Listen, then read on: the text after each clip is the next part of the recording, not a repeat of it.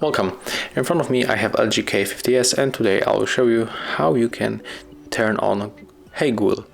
At first you have to open the Google folder and find Google app. Next, tap on the More, move to the settings, then go for the voice and click on the voice match. It's right here. So if you want to turn on the Hey Google, you have to tap on the switcher, click next, and you will get the round circle, and you have to say 2 times Hey Google and 2 times OK Google. But in my case, Assistant can already recognize my voice, but don't be worried, I will show you how it will look. OK Google, OK Google, Hey Google, and the last one, Hey Google.